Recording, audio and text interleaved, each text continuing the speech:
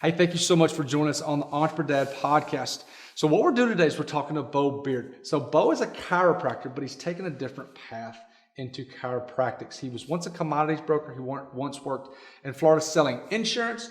He's also worked at a ski resort, and he met his amazing wife at chiropractor school, who was with another guy when he first met her.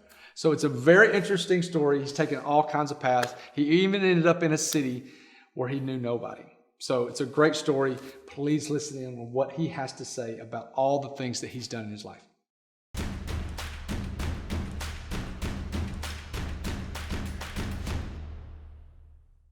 Talking about your podcast, because a lot of people out there that will watch this from an entrepreneurial standpoint. Mm-hmm. So starting out, how many listeners or views or whatever did you have that first year, the first 15 episodes? How many did you average or whatever? I probably averaged like 1,500 episode, like that's a lot. Though. Initial download, like right when it drops. Okay. Right. And then the, residuals over a period of time. But I think a lot of that was, I was trying to use it to network, but also in my profession, a big part of trying to create income outside of the clinic is teaching, right? Going out on the road and teaching seminars and clinics. So I was catering more to my profession, my colleagues, and saying, hey, I want to show you what we're doing in our clinic, maybe teach you something, show you some things that we're doing. And then through that, if I get 1,500 of my colleagues, everybody's going crazy about it. And then that helps build things out of here. So it's not always geared towards the patient, which we've gotten feedback on, right? Like, hey, talk at our level. And I've always tried to play in between of like, I think I should be talking to a patient on a higher level than they think, because you have to be your own health advocate. So I shouldn't just be saying, hey, this is your ankle. Let's get it to move. Let's learn a little bit. So you want to as much teach them. So here's the bad part though. From a business standpoint, you're kind of teaching them out of coming to see you. 100%. But that is our business model. Yeah. So let's talk about the business in general. So you own the farm. Mm-hmm. Okay. And so a business owner has gotten to be cool, but you're a doctor. You're a chiropractor that owns a farm. So tell me as far as the farm is concerned, what is the goal? Obviously the goal is to create money and all that kind of stuff. But what is the goal for you guys at the farm? Well, and I went to business school, right? Yeah. So I worked a little bit. We'll get before, to that. Yeah. But the goal of the farm is to really change the game, right?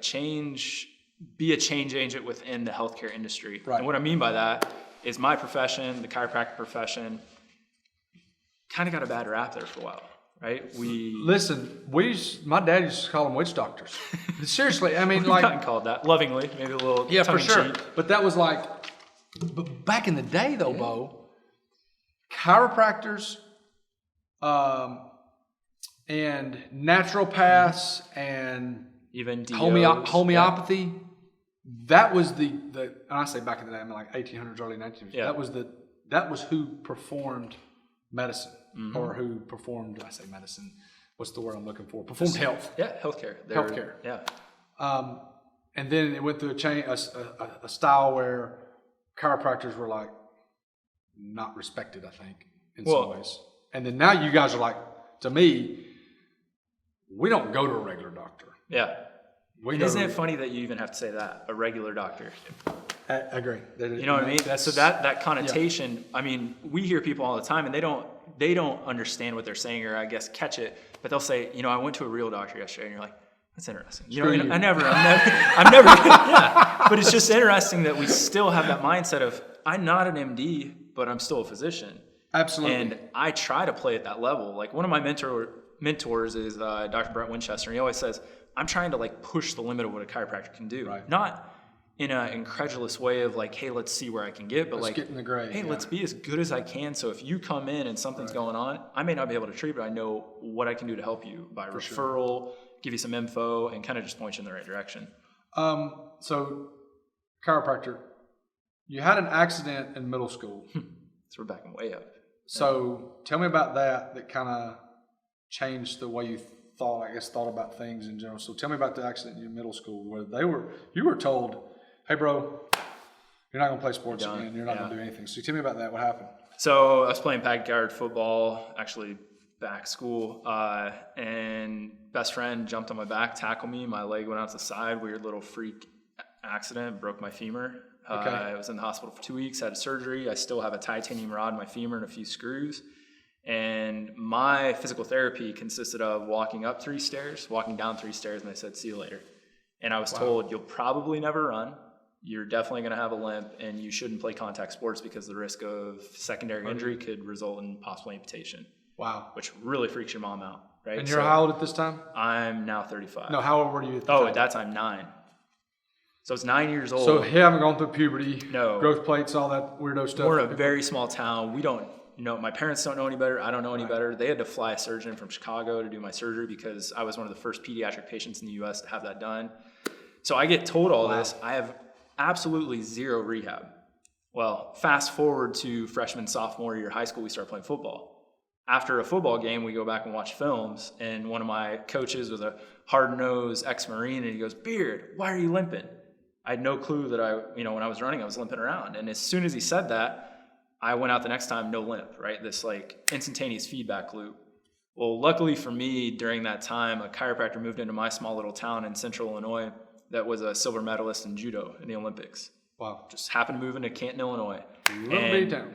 I sprained an ankle. I went in and saw her, and just like I would do with a patient now, she looked at more than my ankle. She goes, what's going on here? Yeah. I told her the story, and she's like, she started working with me and kind of helped develop me as an athlete. So how much did that play into when you were, 14, 15 years old? How much did that play into what you do now? Oh, huge. I started to think, I would want to do this one day. And one of my best friends from my same hometown ended up going to chiropractic school. So then he was kind of a voice in my ear the whole time. I started out pre-med. And then as I started going through it, I think I got scared. Right. So I switched to business, which, funny enough, a marketing degree is probably one of the most broad degrees you could get that has no guidelines of what you're supposed to do. It just says, hey, I have a business degree. Right. So that wasn't safe at all. It was just me really being afraid. And it took me 3 years after undergrad of going out and working in Florida and Colorado and Alaska in various fields to realize, hey, I really do want to do this chiropractic thing, and went back to grad school in 2009. So it's interesting. You had an accident when you were 9, then you had a buddy that you had a chiropractor that moved in your hometown that had a huge impact. So it's almost like, and I know you're a believer and you love Jesus, so we can talk through this. So it's almost like the Lord said one time, hey, this is huge. And then a second time when you meet this chiropractor that helped you, hey, this is something. And then you had a friend that was doing it, and hey, this is really cool. And then I don't say this in a negative, you turned away. Oh, 100%. Would you just wake up one day and say, hey, this is not what I need to be doing? So another little side story, during that whole time when I moved to Alaska and was working with the gold refinery, I was kind of like, what is my life going to look like in a couple years? And my sister just happened to meet a man who at the time was a captain in the Army. And he kind of said, hey, have you ever thought about the military? Because I was a little lost. I was kind of like, man, I got a college degree, but I'm not really utilizing my skills as a person.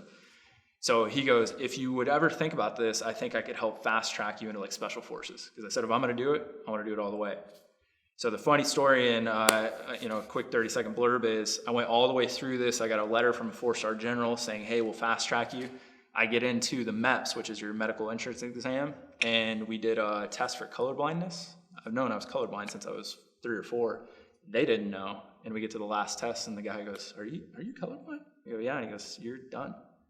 So there's another roadblock. Never mind, you have a titanium rod in your leg. We had to get that medical exemption taken care of for sure, and that was a hurdle, which it helps to have a letter from a general. But yeah, that kind of was, and you look back and you're like, that wasn't my path. Thank goodness that happened.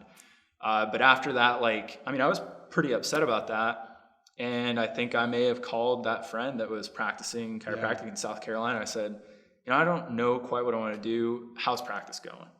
And he just said, I think you should do it, man. You're a perfect fit. And put in my entrance form to Logan University. And so how old are you at this time? Because you've got big boy jobs. You're a commodities broker, which sounds really cool and sounds like you make a lot of money. Sounds cool. Yeah. It sounds cool. But then you work for North Face, and then you work for Telluride. So we're talking I imagine, I don't know, but I imagine you're making relatively decent money. I actually walked away from the most money my first job out of college. I was working in Tampa, Florida for an insurance firm. And I really quickly decided this isn't my life. I saw Right. what the people that have been doing that For for sure. 20 years. And that's why I moved to Colorado. It was kind of an escapism.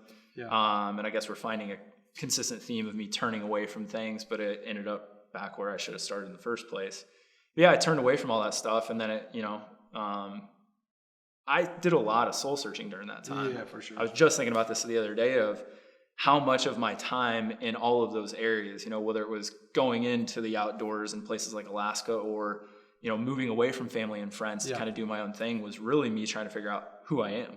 And I needed to do that. And I was 25 when I went back to grad school, which isn't ideal. But had I done it right out of undergrad, I wouldn't have appreciated near as much. Right. And we grow so much during those years. I felt like from 18 to 22 when I was in college, like I could really honestly care less if my 3 kids go to college at this point, because we are in a society of constant learning, and trying to coach that into my kids right now. But I have a history degree and a master's in education administration. I mean, so like my degree is in absolutely nothing, because I knew I wanted to go coach college football. So but I've learned so much from 18 to 22 about living. From how to pay bills, to taking care of your drunk friends, to dealing with a roommate, to dealing with just people in general. I learned so much because I was on my own. I wasn't with my folks. Yeah. And that sounds like what you did. You did it obviously in college, but you had a chance to go do it on a larger scale and traveling. Lord, you had a great opportunity from Alaska to Colorado to Florida. That was amazing, and from Illinois.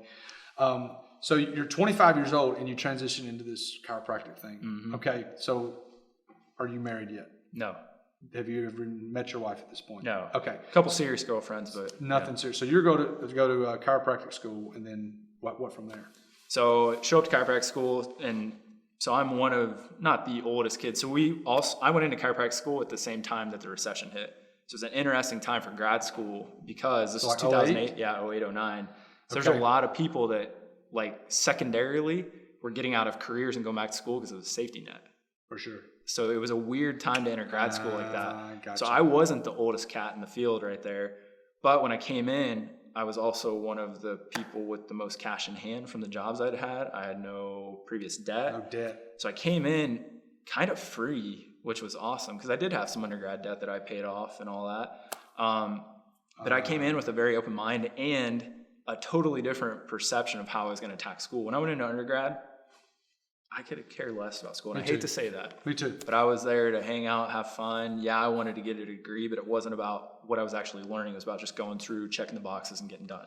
Yeah. I mean, and that's what a lot of, unless you're going to be a doctor or a lawyer or whatever, it's like me. I knew what I was going to do. None of this sitting in biology 201 had anything to do with me knowing the difference in a 2 high and a 1 high safety and on defense. Because I knew I was going to go do that. But you didn't know, but you still had the common sense enough to know that, hey, I got to do this because that's what you felt like you needed to have. And one thing I will say about that, and when my wife and I have kids, hopefully I can instill this in our children, you never know what you're going to need from what you previously did. Absolutely. So you should always be all in. That's so and good. I wasn't That's in so a lot good. of parts of my life. And I have to look back with a little bit of regret, honestly, and be like, man, I wish I would have put a little more effort into that. And that's something now that I never take for granted. Right. But like I said, I needed all that. So when I get into grad school, I was all in. Right. Yeah. And I not only did very well in school, but it was the extracurriculars, the connections, the networking that I was involved with that got me kind of fast tracked to when I got out of school. I had the opportunity to open a place like this, which was not really our plan from the get-go. Right. So I met my wife, Sloan, the other Dr. Beard. Who's wonderful. Yes. We actually met her the very first day of school, but she was dating somebody else. So that was not happening for a while. And she could tell the intro story better than me, but I did not hit it off. Yeah. But we started dating within the last year of school, got engaged within the last 6 months. So things are speeding up, right? And when we graduated, we took a trip to Tallahassee, which is where she was from. And she had an offer to work at Florida State University as a chiropractor. Her chiro growing up had an office in Florida State's training facility. Well, there was a job for one chiro, not two. Not two. So I messed that whole thing up for her. No doubt. Well, I had a job with my mentor. There was only one job, not two. In Illinois. In St. Louis, Missouri. In St. Louis. Okay. So we were stuck. We're like, what are we going to do? So we took a trip to Tallahassee and we got a lot of no's. I went to a bank. I literally got laughed out of the bank at one point with my business plan of your 2 kids with a bunch of debt. There's no way we're going to be able to finance it. Job offers weren't there. So we're driving back, going up Highway 65, and all of a sudden her car breaks down and we're 10 miles south of Birmingham. So this is like a freaking movie. You want to talk about like God stepping in? I mean, we broke down and she had a Volkswagen, so we had to find a Volkswagen dealer. We ended up at Royal Volkswagen over here on Highway 31. They brought us in. They set us up with an office. We had our dog with us. They fed us. They fed our dog, gave us an office to study in. They stayed open an hour late, and they got us back on the road. And when we're leaving, it was sunset, driving through Vestavia Hills, and we're like, these people are so nice. Yeah. And we started looking on the way back. I think Sloan was Googling job offers. We came back and visited 2 months later, and lo and behold, she got a job offer, and we kind of just said, we don't know anybody. It's in between where we're both from. What do you think? And just took a leap. That's awesome. I didn't know that story. That's amazing. Yeah. So when you guys moved to Birmingham, and what year is this? This is 2013. 2013. When Sloan moved here. So she moved. She moved ahead of me. I did my residency for my master's degree at Bradley University back in Illinois. Right. So she was here 2.5, 3 months before I was. So here's another part of the story. The job offer that she got, I had a job at the same clinic, and then we had an option to buy into this clinic through sweat equity. Okay. Well, she's working at this clinic. For people that don't know what sweat equity is, explain that proposal that you had, that specific proposal. So we were both going to be working docs, and a portion of what we would be making salary-wise was actually going to go to buying this practice out. So if your salary was $50,000, they may take 25, so we're only taking home 25 ourselves, and then that's going towards buying the practice over a 8 to 10 year period. Right? So it was a really good scenario for people that don't have money. For sure. Because we can work and buy a practice and get equity, and now we own a business. So Sloan shows up. It is not our practice style, but she's making it happen, right? She's seeing a lot of patients. It's a high turnover clinic. And we're both just sharing our experiences. I'm living in Illinois with my parents, and she's living here. So I show up 2.5 months later, and we have a meeting with the clinic owners, and there's not a job for me. They say there's not enough money, there's no job, and I'm just like, I just moved here. Yeah. So I'm a little freaking out now. Sloan still has to keep her job. So I go and I visit with every chiropractor in Birmingham. At the time, there were 29. I had a list. And everybody was extremely open and welcoming and nice, and a couple people offered space for me to rent, right, when they weren't in the office. But I quickly realized nobody practiced how I wanted to, and I was a little bit older coming out of school, and I just kind of clicked of like, you're not going to be happy doing this. Don't sacrifice that much for doing everything you've done.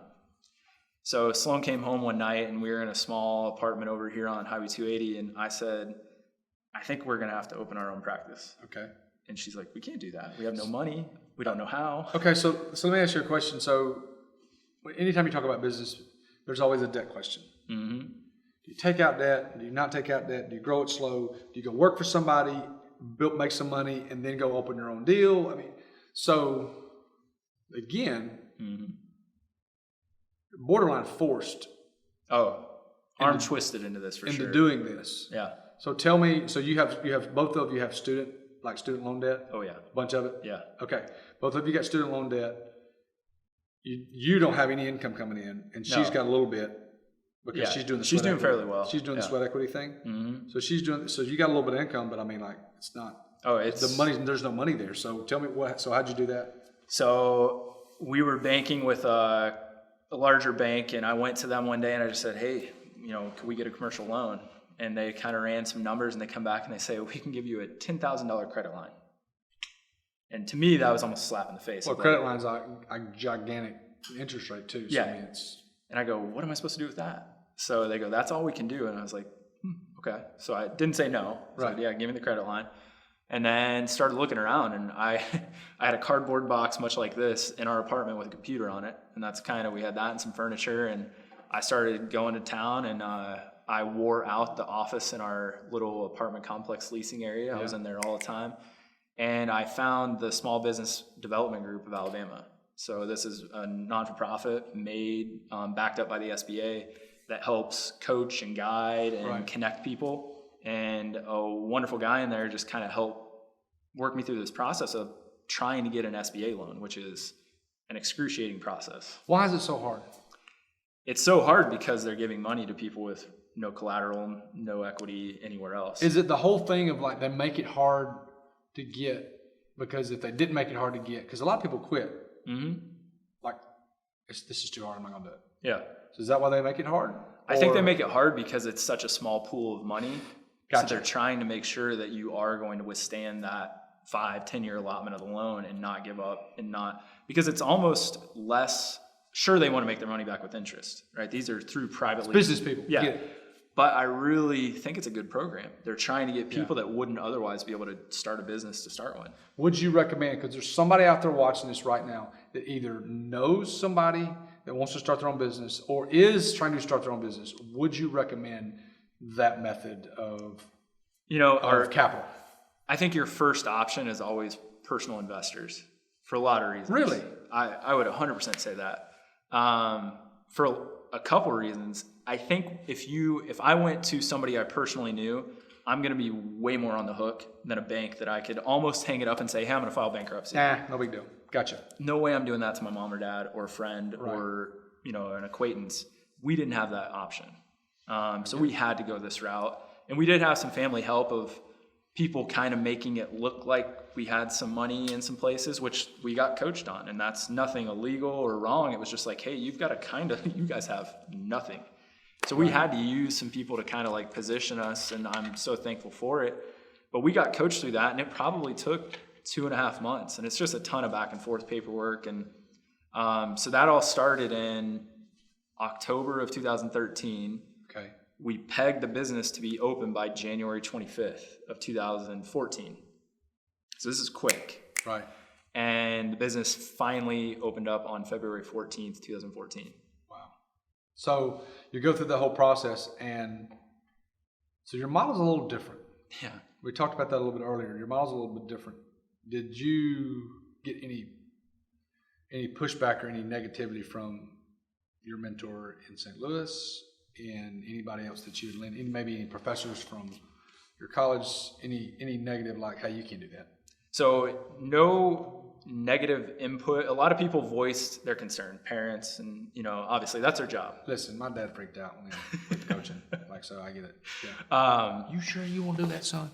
But I think my mom's getting used to it. I also was the guy that quit a good job in Florida to travel across the country. Right. So not really any negative input from family and friends, but the PT Chiro community in here, we literally got some nasty letters because I think people felt threatened. Right, I had a blog that I had started because I knew I needed to start online marketing before we opened. For sure. I mean, we got threats of, we were called the farm, and anybody that knows that the CIA is called the farm, a guy literally got on there and said, I worked for the real farm, we'll make sure you never make it. And I was like, what does that mean though? Like, why are people just want to hate? So, but that fuels me, for sure. And it always has. And I try to not, fight negativity with negativity and retaliate with like showing them what we can do. So we do have a different model, and that model has always been based on active care, right? I want to educate and empower the patient to be their own health advocate. I want them to be able to take care of themselves. And a lot of people told us, you're not going to make it. You're not going to make it in the area you're in. You're picking a poor office space.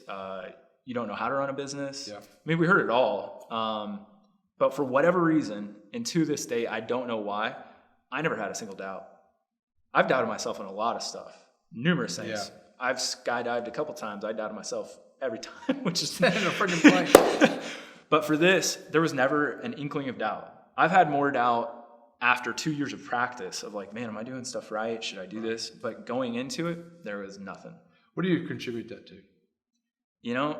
To be honest with you, I was extremely confident in my skill.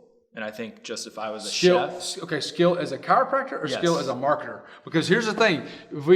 You got both. You got both educations. Yeah. I mean, I don't really count the education from school. Because how much do you really learn from marketing in school? Because marketing changes. I love the SIU. Yeah, you're awesome. But so, how much do you contribute the marketing, being willing to get bodies in the door, or to your actual skills as a chiropractor? So, I took my skill level as my marketing. So when we first started, we had no office. So I got into trail running probably 5 years before I moved to Birmingham, which ended up being a godsend because we started going out and working races before we had an office, before we had any money. Yeah. And I just kept telling people, we're going to have an office. Because people would ask, hey, I'd work on them, I'd talk to them, we'd stretch them out, do whatever. And they'd say, where's your office at? I don't have one. Yep. It's coming. Our next event is going to be. But it was a little weird because people would be like, oh, what are you doing out here? I'd be like, marketing. You know what? I met Sloan. I don't even know if you were there. I met Sloan at an event downtown at the Boutwell. Yeah, I wasn't there. And hit it off with her. Jackie was there. It was great. I don't even know if y'all had an office then. Probably not. Yeah, we did things a little backwards. But we always had a plan, right? We knew that we were going to have something happening. But coming out of that, being able to talk to people and be one-on-one with them was literally like me going and knocking on doors. I was just going to a race instead. And you had a captive audience. I mean, you went to the audience, but instead of going, like you said, door to door, you had 100, 200, 300 people. Yeah, which was the other strategic plan to not put chiropractic in the name of our business right away. I'm proud of my chiropractor, but I knew I couldn't market as one to get the message across of what we were going to do in this office. And that rubs some people in my profession the wrong way, but I love being a chiropractor. I don't love using that to go round people up because of the stigma that got built for many years. Well, like Jay Abraham. Jay Abraham is one of the top marketers ever. I mean, he's probably in his 50s or 60s now, probably his 60s now. But one of the things he talks about in one of his books is don't look at what your industry is doing. So if you sell insurance, don't look at all the other insurance salesmen and what they're doing to publicize their business. Look outside of your industry and market in a way that a car salesman, just whatever, or a restaurant to market your business. That's really what you're doing. Because chiropractors, I mean, like I got a guy in Cookfield that his sign on is in a strip mall. His sign, it just says Chiropractor. And somebody wanted to sell us one of those. That's it, chiropractor. Yeah. And that works for a lot of people. My good friend in South Carolina, that's his kind of style. Yeah. He does very well. I love him to death. I think also in my profession, there is a lot of indignation of if we have differing ideals. And what we have to realize, that's a professional thing. Like I still can like you and we can have differing professional ideals. But when we moved in here, I wanted to kind of put down a firm foot of like, hey, this is how we do things. I'm looking out for you. Right. That is not, like, I know it is not the best business model, but I would much rather have a very slow build and get myself into a concrete pillar of the society of like, I'm going to go to that guy because I trust him. I think he knows what he's doing. Right. And at the end of the day, that will build, I think, a long-term viable business. Long-term is the key. Like the way we've grown our business is we've not taken any debt, never borrowed any money from anybody. I mean, it was like a borrowed laptop. So we've done the same thing in essence. We've been in it 6 years now, and you guys are we're right at that number. Yeah. And it has been the slow, steady increase. Now we grew very quickly to start, like doubled income the first year or two, whatever. Nice. But I mean, it has been just like a steady climb. I'm glad for it because honestly, I don't know that I could have handled it. We said that a lot. If it was, a gigantic skyrocket in growth. So where are you at? Are you from a business standpoint, financially? Have you seen just a steady increase in, I guess, just overall income over the 6 years that you guys have been in business? Yeah, in complete transparency, that first year, because we had such a, hey, we want to come see you. When we opened, it was just like, right? And we're like, oh, this is awesome. Yeah. 6 months in, we were just being doctors because we got so busy. And all of a sudden, we start looking at the books. I'm like, this is not so hot. Wow. And we got a little scared to the point, and this, I've never talked about this on anything before. I was calling that friend in South Carolina and being like, do you think we should close before we run out of money completely and are reversed and ended up having to pay people with nothing that we have? Right. And he even kind of said, yeah. And I was like, and we went back and forth. We're like, no, we got to double down. And we doubled down. And that's when a lot of the digital marketing came into place. And we really just kind of said, we may never make $1 million on the walls of this place, but if we start putting info out there, that's going to bring more people in, and there may be opportunities that get opened up. And then from year 2, we used to be right across the street here in a smaller office. That's when we saw a steady incline to probably year 4, and we're year 5.5, going on 6 now. And then moving into this office, you take a little hit. We doubled our space, double our overhead. Overhead goes up, yeah. And off of that, we kind of had a flatline year, but then we brought in contractors, massage therapists, strength and conditioning coaches. So there's your kind of passive revenue where we're not doing the work. And now this year, it was another double down of like, hey, let's set goals of exactly how many people we're going to see each day, each month, each year, and then open opportunities for us exiting the clinic eventually, of hiring other doctors and giving ourselves the opportunity to leave when we want. All right, so I want to get back to the goals question because that's gigantic, okay? But my first question is, after talking to your guy in South Carolina, who was a friend, I would say he was be a mentor. Oh, 100%. Okay? Yeah. After talking to him and him really insinuating, hey, Beau, y'all need to shut her down and go work for somebody else or whatever. From that conversation, you come back to Sloan and say, this is what's his name? Clay. Well, this is what Clay said. Y'all sit at the kitchen table and say, what do we do? So what was the things or 2 or 3 things that you did that helped you get over the edge? You talked about the digital marketing, but give me some specifics. Yeah. I know this was 3 or 4 years ago, but give me some specifics of what you did to help get you over that holy crap. Well, this is where I go into kind of marketing mode, is I just started testing, right? We started testing different programs and memberships and how would we sell things. And a lot of failures occurred, but that's all good stuff to me. That drives Sloan nuts. But to me, it's the faster you can test and fail, the faster you figure stuff out. And that's how we developed, like, how long do we see people? How many people can we see a day that's viable and not going to burn us out, but create enough income to make it, sustainable. And also allot yourself enough time to love on these patients. Yeah. And then I think the biggest part of that was realizing, again, I go back to my mentor a lot in St. Louis. I think the guy makes double his income speaking than he does in his clinic, and he makes a lot of money in his clinic. So there is a lot of opportunity to get the good word out of, I'm always trying to create a better filter for people. There's a lot of info out there. So I don't know everything by any means, but I can help you sift through the information, right? And once I started realizing that, it was like, YouTube took off, and then I got a couple teaching gigs. I started coaching for the Navy Wounded Warrior Project. Like all these things started coming about, and it's not like I'm, making $1 million a year or anything, but a slow build for me is far better than, I can't see 70 people a day. That's not my style. No, right? Sure. But at the end of the day, I think if I have 20 people that see me and they're just like, this guy is awesome, they're going to tell, all their friends, and now I have an easy. We've never paid for traditional advertising. Ever. What have you paid for? Have you paid for anything? We may have boosted a few Facebook stuff, ads. Something like that. We've paid maybe for a few CrossFit sponsorships to get into an event. But other than that, we've never, people come to us in magazines and newspapers and everything. And me being in the marketing field, I think I know that ROI equation and know what I'm supposed to get. And that for our business style, those never fit. It wouldn't. I would have to see 70 people to pay for a newspaper ad. And that's not going to happen. That's not what you wanted to do. 100%. Okay. So you were really organic. It was more, Chet Holmes wrote a book, and his theory was the education marketing, telling people about how they can get well, which builds a brand, because you've got the farm brand, but honestly, Beau, you've built a Beau Beard brand in a way that's kind of like the farm, Beau, Sloan, which I love it. I think it's great.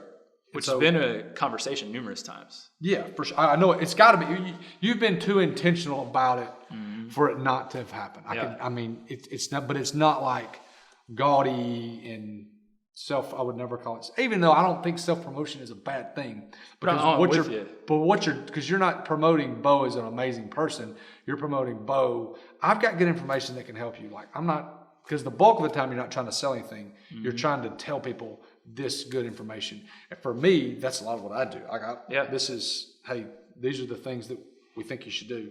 There's nothing in there about go buy this. And I think I need sometimes I need a little prodding to be a little more of the closer, right? Like, hey, you're giving really good info. You Right. could also flip that a little bit and make some money.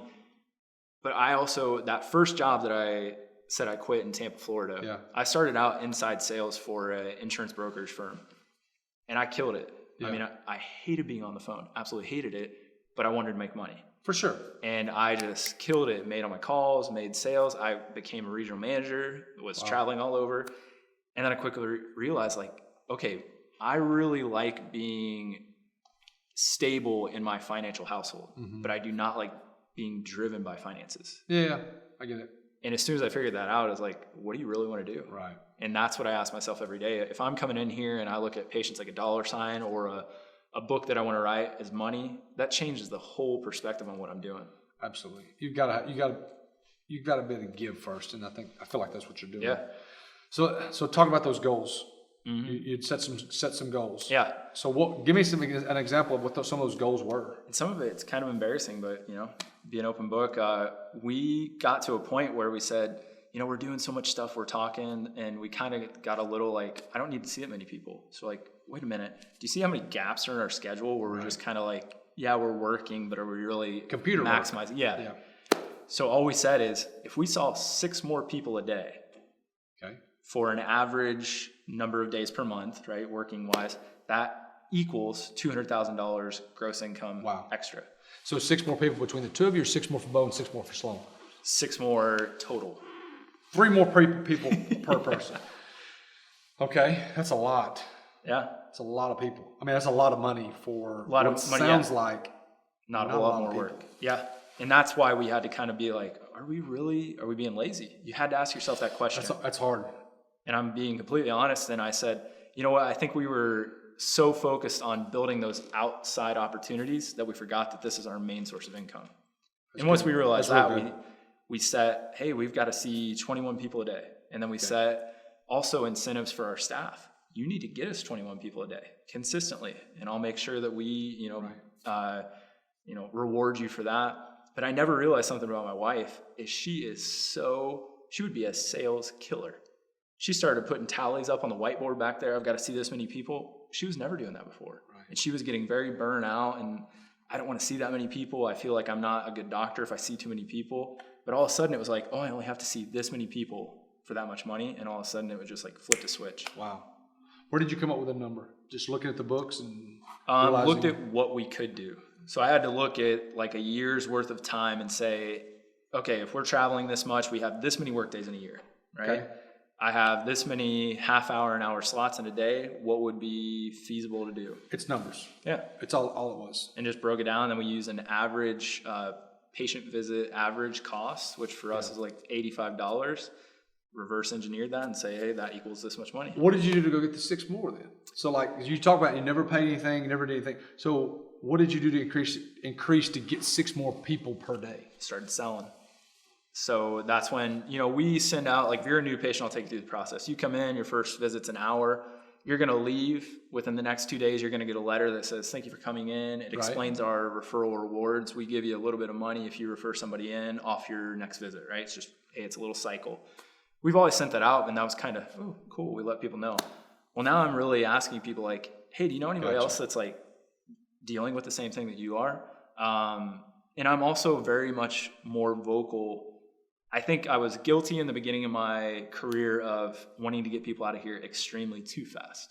I thought that was a benefit to them. Hey, 4 visits, you're done, right? That's better than seeing me for 6 months. Well, there's also a fine line between too little and too much. Absolutely. And I was way on the too little because I thought I was being a good guy.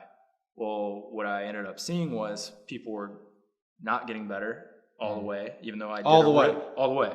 Right? I wasn't really creating a functional change. I was creating a decrease in pain, which if you really get into the bare bones, what we're about is not what I'm about. Totally not. You're not wanting to get rid of the pain. You want to get rid of the problem. Yeah. And I would help the problem. And I'd say, hey, you got these tools, right? These exercises, these videos. It wasn't enough. Right. So I had to kind of re-explore what our whole, goal was in these walls and say, you know what? 2 or 3 more visits could be all the change we need. And 2 or 3 more visits is what we needed per day. Right. So it's kind of it benefits me, But at the end of the day, I still weigh that against what is the best for you if you came and saw me as a patient. So it's crazy that you were in marketing forever, and then what made the difference? And I tell my kids this. I have a 10-year-old, a 7-year-old, a 3-year-old. I don't tell my 3-year-old this yet, but one of the best skills that you can have is selling. Mm-hmm. Chris Hodges, who's one of the best communicators and is a preacher, he is one of the best salespeople you'll ever meet. Mm-hmm. He sells the gospel. He sells the things you should do in your life. A teacher is a salesperson. A coach. Mm-hmm. The greatest coaches, one of the best coaches I've ever had, is a 5'11", 280-pound stumpy guy who is a football coach. He is one of the best salespeople ever, because I would do anything for that guy. Mm-hmm. He sold me on the fact of what I needed to do. How important is that? And I know it is, but for you, it's what came out. Oh, yeah. And transformed your business. What would you say to anybody listening or watching this? They say, well, I'm not a salesperson. How do you get better at that? And that's a silly question. But I think there are people that, I was trained in sales. Okay. Dale Carnegie, all that stuff. Oh, so there's being trained on how to sell anything will improve your sales skills, but it's whatever you're really meant to do, you're selling it. If you're a painter, right? And even if you never went to an art show and you're only creating it for yourself, well, you're going to starve. For sure. But if I say, okay, I'm creating this and then I have to get my idea across to you, that's selling. That's what selling is transferring an idea. So we use this term all the time in our everyday life of getting buy-in. Buy-in is selling. I need buy-in of your idea of what we're doing in the clinic. Right. Well, I'm not selling you an idea of health, right? But at the end of the day, you're going to pay me for my service. For sure. So I really think it's like the transference of ideas, which comes down to communication. And some of the greatest communicators are really good storytellers. They can analogize really well. They're funny. Right. So those are what you need to get better at. Yeah. Not selling. Like if you go to a selling class, that's what you're working on. Absolutely. Right? Communication gets this broad umbrella. What are the pieces of that? Yeah. Being able to connect with people, being able to understand what they need. Sometimes being able to understand what they need without them understanding. Yeah. Those are the really good salespeople. People are not doing. Here's the thing we all have to figure out. And whether I'm selling catering or meal prep or whatever it is we're doing in our business, people are not buying food. Right. Most of the time they're buying me. Mm-hmm. People are not buying the farm. They're buying you, or they're buying Sloan. And so I think the quicker we can figure out, and you said it, and I don't know if you said it, but you said you were getting people out here too quick. Mm-hmm. But the best thing we can do in a business is create relationships, good relationships with people, because people want to be around. People will refer you to other people if they like you. Yeah. And that's part of being a businessman. Whether you're a chiropractor, you do food or whatever, that's part of being that. So that's so good. So 5 questions that I've got for you that I always ask everybody, and what they are is just very, very easy questions. But you don't know what these questions are. Lightning round. Yeah. All right. Okay. So first question is, what does your morning routine look like? So used to be way more in depth. Okay. I trim this puppy down. First thing I get up, big glass of water. Okay. Throw a little Celtic sea salt in there. I drink it outside. Okay. Tell me why. So I'm a huge conservation guy. I think we lack a lot of connection with the outdoors. So that's just purely me saying, like, I may be in this office all day. I'm just going to go outside and sit on the back porch and drink a glass of water. I'm doing it tomorrow morning. Like, I don't know if that's going to change my life. Tomorrow morning. But it's my little piece of that's good. I'm going to make myself do it. After that, I jump in the shower. I get to work super early. I'm in here usually by 5 a.m. Okay. And I've done that for a long time. For a very long time, I meditated when I first got in here, prayed a little bit. Now I kind of do breathing work on the way to work. We're about 3 miles from here. Okay. So I'm doing some breath work. Where do you get that from? So a lot of it's just come from my own research. I've taught a lot of classes on breathing. Mutual friend Brian McKenzie teaches some awesome classes. Yep. But a conglomeration, Wim Hof, Brian McKenzie, meditation practices have been around forever. Sure, but just trying to get really breathing for me is about like tapping in and like, hey, are you here? Right. Are you actually present? Usually listen to some kind of podcast while I'm doing that on the way to work. I get in here and I have a pretty hardcore routine of some coffee, right? Yep. I'm going to use some Laird superfood. If you haven't tried that creamer. Is it great? Oh, I love it. Awesome. It used to be not so hot. He's reformulated. It's really good now. Okay. Got to throw that out there. But I journal when I get in here. Okay. And I'm starting to do right now 60 days of a daily blog. So I take what I journal and I put some of that in there for me. It's very personal. And then I try to extrapolate some out in that daily blog. Because I was actually listening to Seth Godin talk a little bit. And he said, if you're not saying something unique every day, that you're basically not creating a bigger audience. And I don't think I'm doing that through Instagram all the time or a YouTube video. So that's just my way of getting an idea out. And then beyond that, I come out into the space that is right behind us here and do a little movement, do a little vibration plate work, maybe 5-10 minutes. And then that's kind of my morning, man. I'm off seeing patients. Do you vary your workouts? So I don't really work out. I'm not a guy that works out in the morning, ever. So reason being, I'm a huge creative in the morning. So that's why I'm going to write. I'm going to do any kind of project. If I have a presentation that I'm working on, if I have a talk. Interesting. Because you're a morning guy, though. Huge morning guy.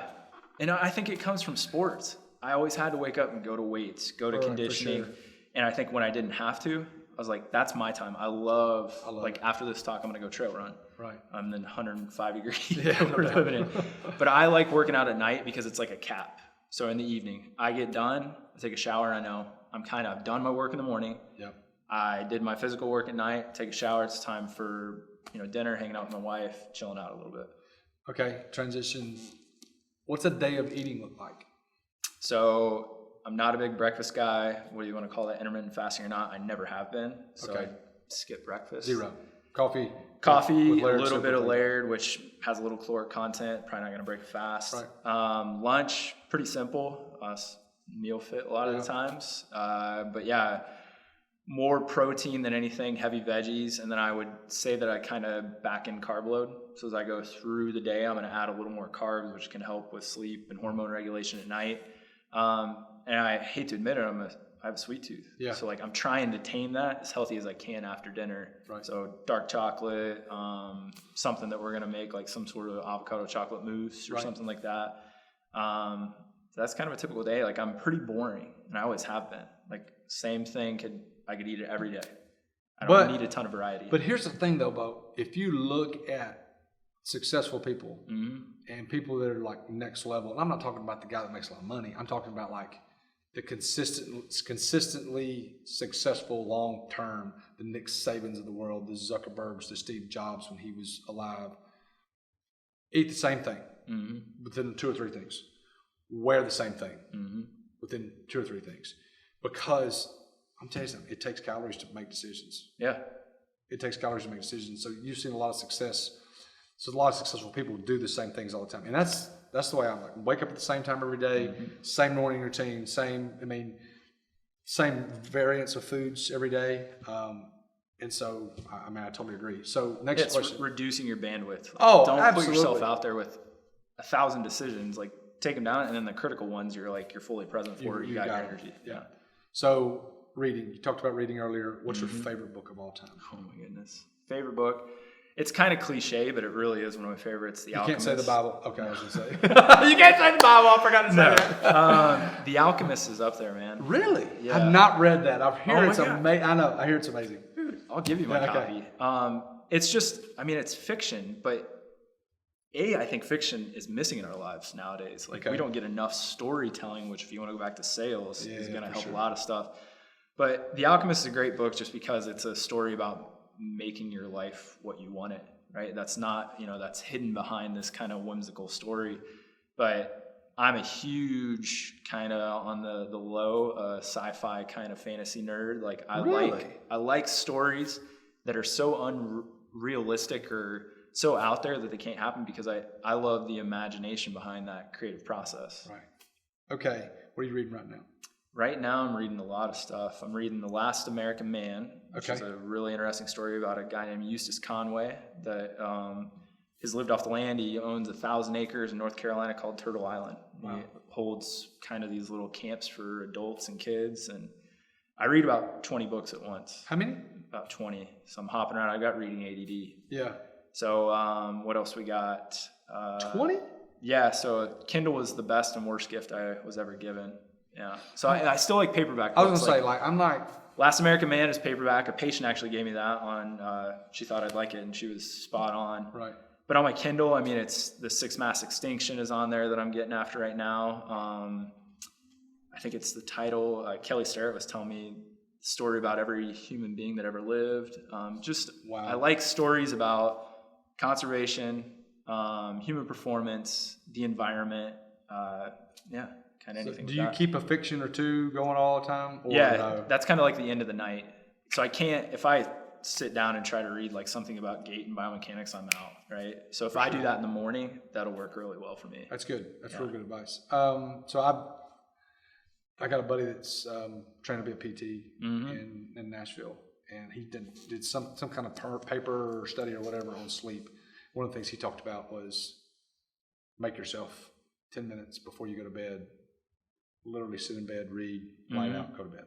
And I'm a huge proponent on like bedtime, hygiene, routine. Yeah, like, and that's, my wife and I go back and forth on that because she could sleep anytime, so she can zonk out. Yeah. And I'm like, hey, let's kind of do this. She doesn't need it. I do, so I'm always trying to push. I don't need it either. Yeah. Like I can go to sleep really quick, but like the blue light stuff, like I got blue light glasses. Like my wife loves TV. I don't like TV. Yeah.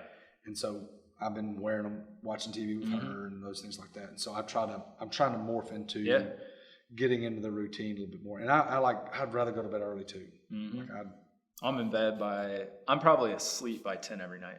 I would love, like 9:30 is the sweet spot for me. Yeah. That's a sweet spot. If I can do that, if I can be in bed before 10, I'm happy. If I can be in bed before at 9:30, I'm really, really good. We're old, huh? Oh yeah. So you're 35. It's not too long ago. If you could go back to your 20-year-old self, what would you tell him? I think what I said earlier, I was going to say, give it everything you got, no matter what it is. Right. You know, and that is really, really true. And I'm not saying this to sound cocky whatsoever, but when you're somewhat talented at a lot of things, or you got a little skill, you can just kind of like breeze through. Absolutely. And that's not always the best thing, right? So I've turned into a grinder because I want to be the best at what I'm doing. Right. Yeah. But I'm lucky that I got that way because I could have just like kept kind of breezing through life. No doubt. And so many times you hear people talk about owning your own business or being great. One of the things that everybody says is find something and be great at it. And when you're great at it, that's when you can then begin to be an expert at it. That's when you can then begin to take the skill that you've developed or take the talent or the knowledge, whatever, and then be a salesperson and then go monetize whatever it is you know. So that's good. So, last thing before we leave.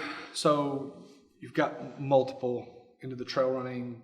You've got a lot of educational stuff going on. So AnthroHealth podcast. Tell me about it.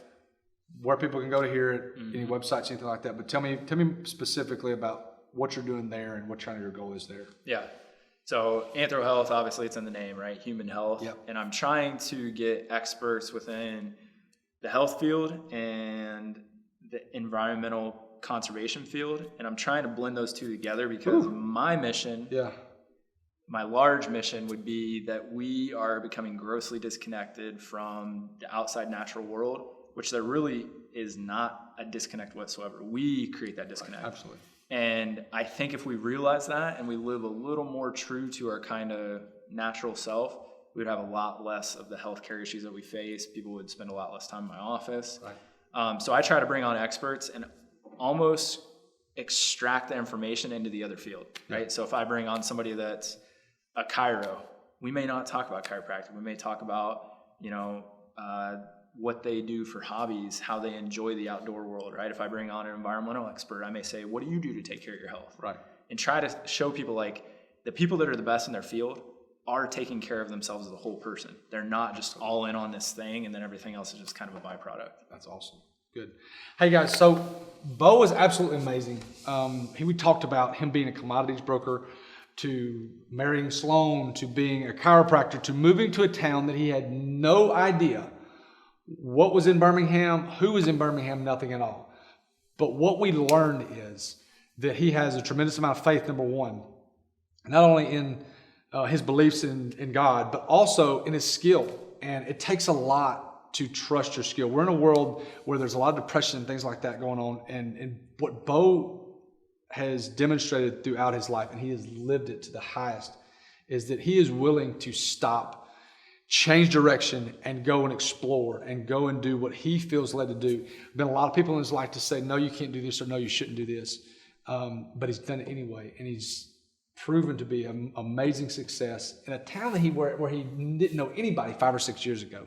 And so he is a true example of what an entrepreneur is, but what someone that wants to give back to people. His business model is a little bit different, but it's a model worth following, or at least worth analyzing in what you're doing, especially if you are in any kind of the health field. When I say the health field, I mean food, nutrition, health, sports, anything where you're dealing with people in the physical body.